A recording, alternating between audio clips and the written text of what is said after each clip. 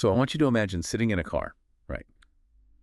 And you just slam your foot all the way down on the accelerator, just flooring it. Okay, so the engine is just absolutely screaming at this point. Exactly. I mean, it's redlining. It is burning an incredible amount of fuel, generating this massive heat and noise. The desire to move is, violently present. Right. But here's the thing. The transmission is in neutral. Oh, wow. So you aren't moving an inch. Not a single inch. You are simply burning out, just remaining absolutely glued to the pavement until something under the hood inevitably just snaps. Yeah, that is pure agonizing friction. I mean, it's a state of exerting maximum possible effort just to remain completely stationary. Right. Which honestly is often far more exhausting than actual momentum. And that mechanical paradox is the exact mental state we're exploring in today's deep dive. We're looking at this profoundly raw, totally unfiltered firsthand account. It really is incredible to read. It is. It's essentially a short memoir, like a journal entry from a single individual in Japan. And for you listening, someone who wants to look past the clinical labels that society slaps on people and really understand the actual mechanics of the human condition, this text is a masterclass. It absolutely is. We are going to explore the brutal psychological friction between a desperate, burning desire for change and the paralyzing biological grip of severe anxiety and addiction. You know, when we usually analyze concepts like addiction or extreme social withdrawal, we approach them clinically, right? From the outside looking in. We rely on diagnostic criteria. Yeah, the textbook definitions. Exactly. But this source material flips that completely. It is a real-time, visceral account from the inside looking out. It's documenting the very moment that engine revs and the transmission fails. So, to understand the weight of this, we really have to understand the author's baseline reality. We are hearing from someone in their 30s living in Japan, and they openly describe themselves as an alcoholic and a shut-in, a hikikomori. They have severe sensory sensitivities. I mean, simply stepping outside their front door is a physically overwhelming event for them. It's a massive hurdle. Yeah, but despite being anchored to this small, isolated room, entirely consumed by alcohol and phobias, they harbor this massive dream of escaping to America to study abroad. The contrast there is just staggering. I mean, the aspiration isn't just to take a walk around the block, right? No, not at all. It is to cross the planet, navigate a completely foreign culture, and fundamentally reinvent their entire existence. It's planetary in scale. Yes. The ambition is planetary, but the machinery required to execute even the smallest component of that change is completely dismantled. Yeah. And to understand why that machinery is broken, we really have to look at the broader context of the Hikikomori phenomenon. Because this isn't just about someone who, enjoys staying indoors. It's not introversion. No, it's a recognized sociological issue in Japan, often tied to intense societal expectations, shame culture, and a very rigid trajectory for success. And if you don't hit those milestones? Exactly. When an individual falls off that track, the shame can be so acute that complete withdrawal becomes the only viable defense mechanism. They insulate themselves from the judgment of the world by simply removing themselves from it. And the author's insulation is suddenly violently shattered. The text begins with this jarring physical trauma that basically sets the entire narrative in motion. It's a terrifying opening. It really is. Because of their alcoholism, they wander out and are hit by a car. And the author specifically notes the vehicle was traveling at 45 kilometers per hour. Wow. Yeah. They were literally launched through the air. I mean, surviving an impact at that velocity is essentially a coin toss. That's brutal. Thousands of pounds of steel colliding with a human body at that speed guarantees catastrophic trauma. The physics alone dictate that the person's skeletal and neurological systems undergo massive, instantaneous damage. And the text confirms the severity of it. The author survives, but they suffer permanent after effects in their left leg. It results in an official, government-issued permanent disability certification. So the baseline reality we just established, that psychological anchoring to the room, is now compounded by a permanent physical anchor. Their mobility is irrevocably compromised. Irrevocably. This introduces a devastating new layer to their isolation. You have the pre-existing social withdrawal and the chemical dependency on alcohol, right? Yeah. And now you inject chronic physical pain and a constant, inescapable bodily reminder of their absolute lowest moment. Every single step they take is a sensory trigger reminding them of that trauma.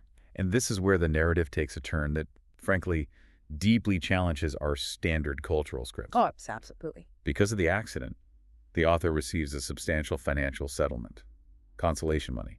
And in almost every story we consume, this is the turning point. The silver lining. Exactly. The tragedy acts as the catalyst, and the financial windfall becomes the fresh start fund. It's the money used for a rehabilitation center or a new apartment or, to finally fund that dream of studying in America. It's supposed to be the golden ticket out. But the author writes that almost the entirety of this settlement vanished into what they vividly describe as accelerating alcohol. Accelerating alcohol. The drinking didn't stop. It multiplied. And I've always despised the phrase rock bottom because it implies a solid floor where you can dust yourself off and start climbing. Right, like there's nowhere to go but up. Yeah, but this text suggests rock bottom is often just a trapdoor that drops you into a deeper basement. Getting hit by a car because of your drinking should theoretically be the ultimate wake-up call. I really struggle to wrap my head around why the money simply poured gasoline on the fire. Well, to understand that, we really have to strip away our moral judgments about addiction and look purely at its neurological function. Okay. Before the accident, alcohol wasn't the author's primary problem. It was their primary solution. Oh, wow. Right. It was the chemical coping mechanism they used to numb the overwhelming sensory input of the world, the shame of being a shut-in, and the crushing anxiety of their existence. That makes sense. Now, introduce a massive, life-altering trauma. They have the psychological shock of a near-death experience, the grief over a permanently disabled body, and literal daily physical pain. The brain's demand for its numbing agent hasn't decreased. The demand has skyrocketed. So the emotional and physical pain just increased the dosage required to reach that baseline numbness. Exactly that. And then you introduce the settlement money. What that cash did was completely remove the friction of acquiring the coping mechanism. Because normally getting it is hard. Right. For an active addict without resources, the daily hunt for the substance acts as a natural speed bump. You have to figure out how to afford it. You have to hustle. The settlement removed that barrier entirely. The money meant to compensate for their pain became the ultimate enabler, allowing the addiction to run completely unchecked. That is so dark. The acceleration the author describes is the terrifying momentum of a brain no longer constrained by financial limits, solely focused on extinguishing an unprecedented level of agony. The phrase accelerating alcohol is just so haunting. It evokes a complete loss of agency, like a boulder rolling down a mountain. It really does. Yet incredibly, the text reveals that despite the disability, the isolation, and this accelerating dependency, the dream of America survived. The engine in neutral is still screaming. It never stopped. And the momentum of that internal desire leads the author to attempt something almost incomprehensible given their state. They decide to leave the room. And this is where we transition from the internal architecture of their trauma to watching that trauma actually map itself onto the physical world. This is where the profound concept of mental geography comes into play. Right, because the author details a specific mission. Fueled by this persistent dream, they force themselves to travel from their hometown to the massive, hyper-dense metropolis of Osaka. That is a huge leap. Yeah, they have booked a personal consultation at a major study abroad support agency. They vaguely recall the name starting with an E, maybe ELTS or something. For you listening, if you haven't experienced Osaka, you have to understand it is a sensory hurricane. Oh, completely. It is neon, concrete, millions of people moving at breakneck speed, overlapping soundscapes of train announcements, advertisements, and just massive crowds. It's loud. So loud. For someone with documented sensory processing issues who spends their life in a quiet, controlled room, stepping into an Osaka transit hub is the neurological equivalent of being dropped into a combat zone. The central nervous system is entirely overwhelmed. So the sheer willpower required just to board that train is immense. And the author's anxiety-driven dedication is obvious because they plan to arrive at the agency a full hour early. They want to account for every possible failure. Exactly. But the micro-tragedy of this trip occurs right when they reach the neighborhood. They are in the general vicinity of the agency, but they can't pinpoint the specific building. Right. And they freeze. Now, the logical algorithm for a neurotypical person in this scenario is incredibly simple, right? Right. You identify you are lost, you locate a pedestrian or a storefront, and you ask for directions. It's a 10-second interaction. But the author simply cannot execute that algorithm. They write explicitly about having a heart that cannot ask people. They are just wandering in circles. Reading it feels like watching someone try to defuse a ticking bomb while wearing thick oven mitts. That is a brilliant way to put it. The objective is literally inches away. Yeah. They have the desire to solve the problem, but they're completely insulated from the solution by their own protective gear, the severe social anxiety. They later realized they walked past the front door of the agency multiple times. That analogy of the oven mitts is incredibly precise. Because anxiety evolved as a protective mechanism, right, to keep us safe from predators. Sure. But in a severe social anxiety disorder, the threat detection system is profoundly broken. The author's amygdala, the fear center of the brain, is interpreting the act of approaching a stranger to ask for directions as a literal life or death threat. It literally feels like they will die. Exactly. It overrides the prefrontal cortex, which is trying to rationally say, hey, we just need to find the building. The oven mitts are suffocating them. It creates this profound, tragic metaphor. Think about the scale of the ambition versus the reality of the execution. The author is in Osaka to figure out the logistics of moving thousands of miles across the globe, navigating the complex bureaucracy of a foreign country, and immersing themselves in a foreign language. They want to conquer America. Yes. But their psychological barriers are so immense that they cannot conquer a single city block in their native country to speak a single sentence in their native language to a stranger. It perfectly illustrates how trauma and anxiety warp physical distance. To the author, the physical mileage between Japan and New York is an abstract concept. Right.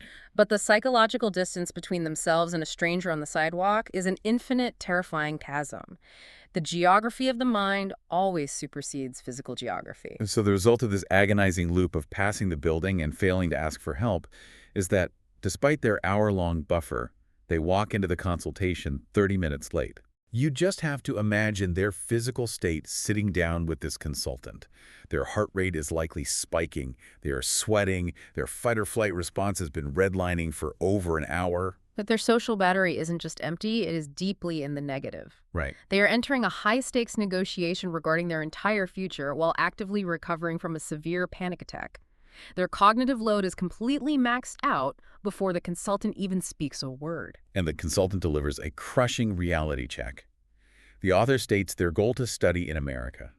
And the text notes this happened roughly 6 years ago. Okay. The consultant informs them that a bare minimum 2-week language study trip to New York will cost 500,000 yen. Ouch. The author is entirely deflated. They simply write, too expensive. Depending on historical exchange rates, 500,000 yen is a few thousand US dollars. Yeah. For a permanently disabled shut-in who is unemployed and rapidly burning through a finite injury settlement to feed an escalating alcohol addiction, 500,000 yen might as well be 5 million.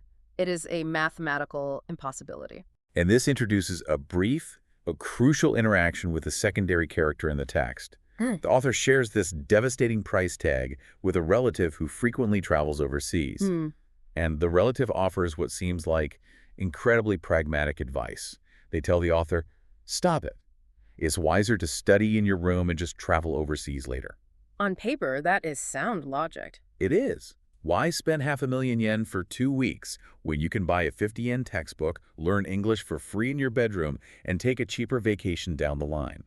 From a purely logistical and clinical standpoint, the relative is completely correct. In fact, sending an unmedicated, active alcoholic with severe agoraphobia and a new physical disability to New York City alone is a recipe for an absolute catastrophe. Oh, it would be a disaster. The relative is advising a very standard, safe, incremental approach to self-improvement. See, I completely disagree with the relative, not on the logistics, but on the empathy. Oh, so?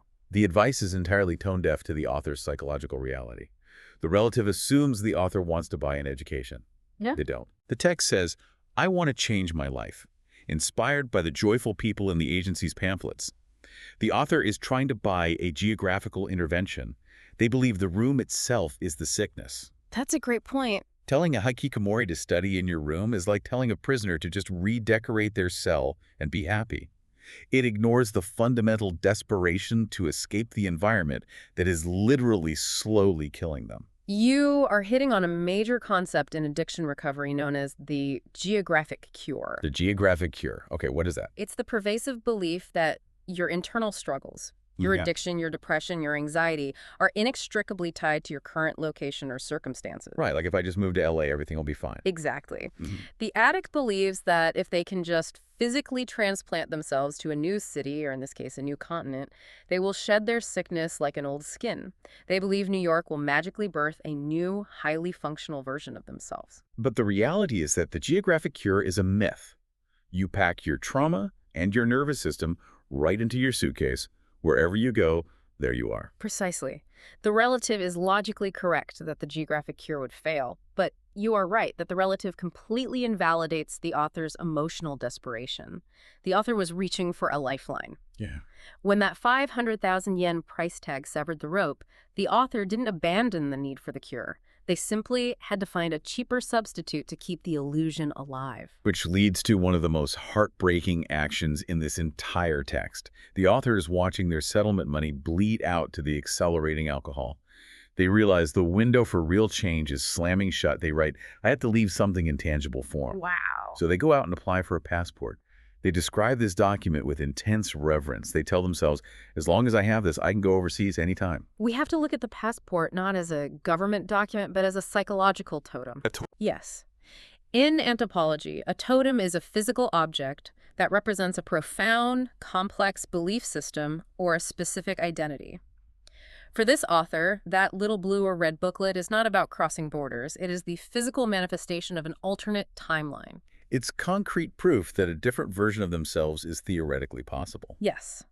When they hold the passport, the cognitive dissonance between their reality and their desire briefly lessens. For the few seconds they look at it, they are not a disabled shut-in trapped by addiction. They are a traveler. They are a potential traveler. They hold the key to the door of their prison. And human psychology dictates that just possessing the key significantly reduces the panic of confinement, even if you know you lack the strength to ever turn it in the lock. It's a placeholder for hope. That makes the subsequent reveal in the text an absolute gut punch. Author casually drops the fact that the passport expired a long time ago. Oh, man. The date has passed. It is legally worthless. Yet they explicitly state they still cherish it. They refuse to throw it away. Because discarding the expired passport would require a final, devastating admission of defeat. It would mean officially attending the funeral of their alternate reality. Yeah. As long as the booklet sits in a drawer, the dream is merely delayed, not dead. Throwing it away forces them to accept the room, the alcohol, and the disability as the unchangeable, permanent totality of their existence. The human mind will go to extraordinary lengths to avoid that level of terminal despair. It is deeply moving because anyone listening can relate to that on some level, holding on to an object that represents a closed door because admitting it's locked is just too painful. Absolutely. But here's the lingering question. If the agency was too expensive, why didn't the author just book a cheap direct flight?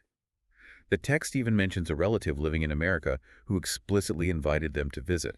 They had a free place to stay. Right, the logistics were there. To understand why they couldn't just get on the plane, the author provides a chaotic, terrifying anecdote about the realities of the physical world. We are moving from the theoretical desire to travel to the hard, empirical evidence the author's brain has actually collected regarding their own competence.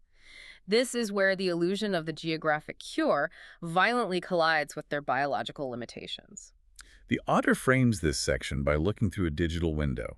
They watch travel vloggers and YouTubers casually hopping on planes, visiting Japan, and navigating the world with fluid ease. Right. And the author asks this incredibly plaintive question. How can they just act on a whim? The contrast between a highly edited, seamless YouTube video and the author's physiological reality is stark. The author writes that they are fundamentally weak to change, noting that any attempt to do something new triggers immediate stomach aches, severe nausea, and full-blown panic attacks. This is a textbook description of somatic anxiety. Somatic anxiety. Yes, where the emotional distress is so severe that it converts into physical bodily illness. We discussed the amygdala earlier, but we also have to look at the vagus nerve, which connects the brain directly to the gut. When the author tries to alter their routine even slightly, the brain interprets it as a survival threat. It floods the system with adrenaline and cortisol. Blood is rushed away from the digestive tract to the muscles to prepare for fighting or fleeing. Wow, so the stomachache is literal blood leaving the gut. Exactly. That is what causes the intense nausea. Their body is actively, violently rebelling against their mind's desire to move. You cannot simply logic your way out of a physiological hijacking. To prove this point, the author details their ultimate disaster, a job hunting trip to Tokyo. This anecdote is their personal, irrefutable proof that the world is just too dangerous. And it's a cascading failure of epic proportions. It really snowballs. It begins with a tiny logistical error in Tokyo's massive transit system.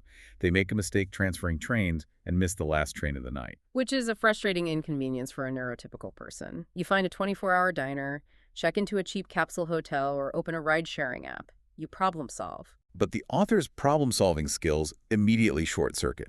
They spend 5,000 yen, a massive sum given their financial anxiety, on a taxi to a friend's apartment. But when they arrive, the door's locked. They can't get in. Oh, no. So it is the middle of the night, their anxiety's peaking, their resources are draining, and they make a desperate, almost surreal decision. They find a ladder, climb to the roof of the apartment building, and sleep outside, exposed to the elements in the middle of Tokyo. Try to conceptualize the profound vulnerability of that moment.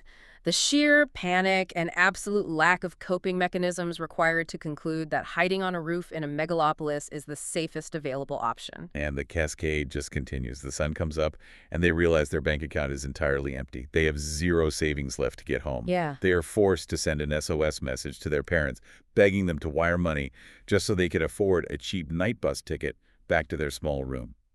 It is a total, humiliating defeat. If we break this down psychologically, it is a masterclass in how trauma reinforces itself. To an outside observer, sleeping on a roof because of a missed train seems like a wild overreaction. But look at the data the author's brain is processing. They are gathering empirical evidence of their own inability to survive. Exactly. The author draws a very logical conclusion from this Tokyo disaster. They say, if I went overseas, I probably wouldn't be able to return to Japan. It's heartbreaking. But that is not paranoid delusion. It is an evidence-based assessment. If they cannot handle a minor transit delay in their own capital city where they speak the language, understand the currency, and have their parents on speed dial without ending up destitute and sleeping on a roof, how could they possibly survive a missed connection at JFK Airport in New York? The leap is mathematically impossible. It's like demanding someone run an ultramarathon when they've just recorded themselves collapsing while walking to the mailbox. Exactly. The Tokyo trip forces a profound, devastating identity shift. The author writes that they feel they are in a state where something important as a human being is missing. That phrasing is so critical. They question if they suffer from an anxiety disorder or if it is simply a total lack of success experiences. They have never experienced a victory, so their brain doesn't possess the blueprint for how to win. That phrase, something important as a human being is missing, marks the transition from behavioral shame to core identity shame. Behavioral versus identity shame. Okay, right. They no longer believe they have a problem. They believe they are fundamentally defective. In psychology, that lack of success experiences points directly to a phenomenon called learned helplessness, originally identified by Dr. Martin Seligman. Learned helplessness. In his experiments, animals repeatedly exposed to unavoidable negative stimuli eventually stopped trying to escape, even when an easy exit was later provided. The author's brain has been conditioned by repeated trauma, the accident, the Osaka panic attack, the Tokyo roof incident. It has learned that any action equals pain. So doing nothing is the only safe move. Therefore, absolute inaction, staying in the room, becomes the only mathematically safe survival strategy. Which brings us to the stark, surreal, present reality of the text. All the attempts to launch have failed. We enter what feels like a lost decade. Yeah. The author reflects heavily on the weight of time, writing that they spent almost the entirety of their precious 20s inside that small room, drinking. Society dictates the 20s are the era of foundation-building careers, finding partners, exploring identity. Right, establishing yourself. The author realizes that entire decade simply evaporated into the walls of their room. They are now in their 30s, and the text notes with a dull, weary resignation that they are hungover today too. The grief over lost time is uniquely suffocating. You can treat an addiction and you can manage anxiety, but you cannot bend physics to retrieve a lost decade. It's a retroactive mourning that often acts as a massive trigger to continue the addictive behavior, because facing the reality of the wasted years sober is simply too painful. And the imagery they use to describe their current condition is incredibly striking.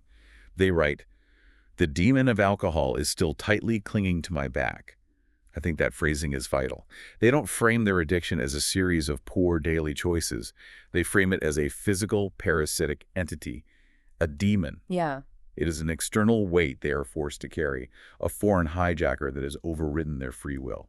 Externalizing the addiction is a highly common psychological defense mechanism. By viewing the alcoholism as a demon, they create a separation between their core identity, the person who wants to go to America, and the disease that keeps them trapped. It's not me, it's the demon. Exactly. Yeah. It allows them to maintain a shred of self-worth by saying, I am not the monster, I am simply being held hostage by one. The text then zooms in on the physical environment of this hostage situation. The author describes their desk littered with the remnants of yesterday's food, and crawling among the stale leftovers is a cockroach, actively eating. This scene feels like the absolute ground zero of their daily existence. It is the starkest possible visual of their internal decay mapped onto their physical space. What unfolds next is a deeply surreal, tragicomic interaction. The author explicitly notes that they despise bugs. But in this moment, their mental state is so fragile, their self-loathing so absolute, that they don't crush the cockroach, they don't chase it away. Instead, they access some random trivia about the evolutionary history of insects, and they experience a bizarre moment of deference. They actually bow to the bug, and they speak to it, saying, good morning, senior. You don't have to run away. Please eat. To fully grasp the tragedy here, we have to look at the Japanese cultural concept of senpai-kohai, the senior-junior relationship. Right, that hierarchy. It is a rigid hierarchy based on age, experience, and respect. By addressing a household pest as senior, the author is making a dark, evolutionary joke, acknowledging that cockroaches have successfully survived on Earth for hundreds of millions of years, far outlasting human history. But beneath the trivia, it is a manifestation of bottomless terminal depression. They are looking at a creature universally associated with filth and decay, and willingly placing themselves beneath it on the hierarchy of worth. Yeah. They are essentially saying, you are a more successful biological organism than I am. You know how to survive in this room, and I don't. You deserve the food more than I do. It is the ultimate crystallization of their belief that they are missing something fundamental as a human being. They view the cockroach's basic competence to eat and survive as superior to their own paralyzed existence. And the text delivers a final brutal punchline to this interaction. The author, suffering from their hangover, goes to the toilet to vomit. When they return to the desk, the cockroach is gone. It has fled. Right. The author doesn't feel relief that the pest is gone.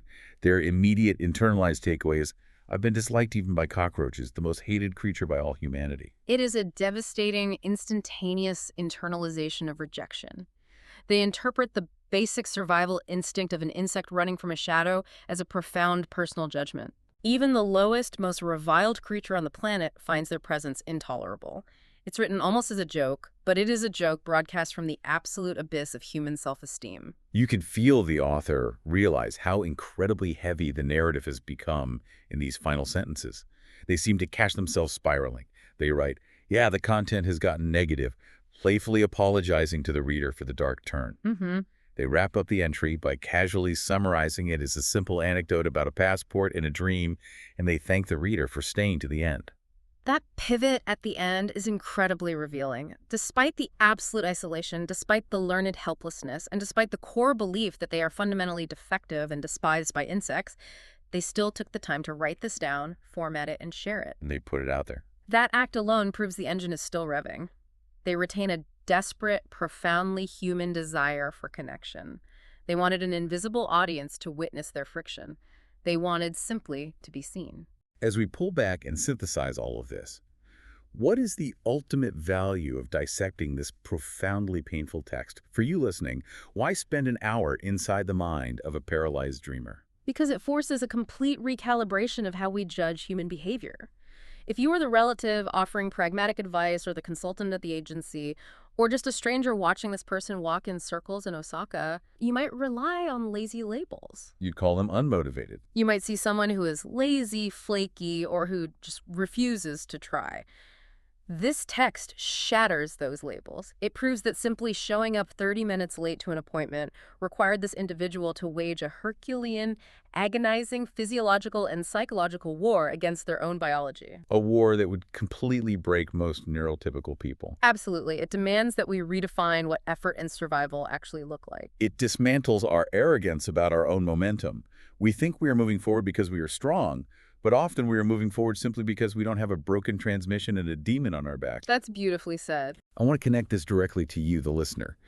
The extremes of this story, This severe alcoholism, the 45-kilometer-per-hour impact, the total agoraphobia might be entirely alien to your life. But the core emotional architecture is universally human. Oh, for sure. We all know the sensation of the engine revving in neutral. We all know what it feels like to possess a burning desire to change our circumstances, only to find ourselves entirely tethered by our own anxieties, our historical failures, or our quiet belief that we lack the competence to survive the leap. We all maintain our own versions of the expired passport. We do. We all have that symbol of a dream we never executed, a business plan in a drawer, an application we never mailed, an instrument gathering dust in the corner. Yeah. We hold on to these totems because they represent an ultimate reality.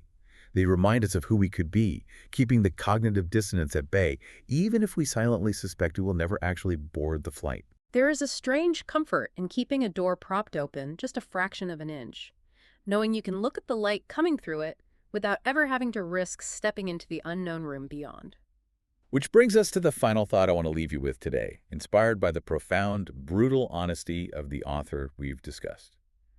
When you look at the landscape of your own life, what is your expired passport? That's the real question. What ambition or plan are you clutching onto? Not because it remains a viable trajectory, but because throwing it away would require you to finally admit you are never going to take that specific journey. And the deeper, more provocative question is this. If you finally gathered the courage to throw that expired passport in the trash, would it truly be a surrender? Or would removing the distraction of a closed door finally force you to turn around, look clearly at the room you are actually standing in, and begin the hard, necessary work of navigating the reality you actually live in? Keep examining the friction in your own life. Keep questioning the invisible weights carried by the people around you, and we will see you on the next deep dive.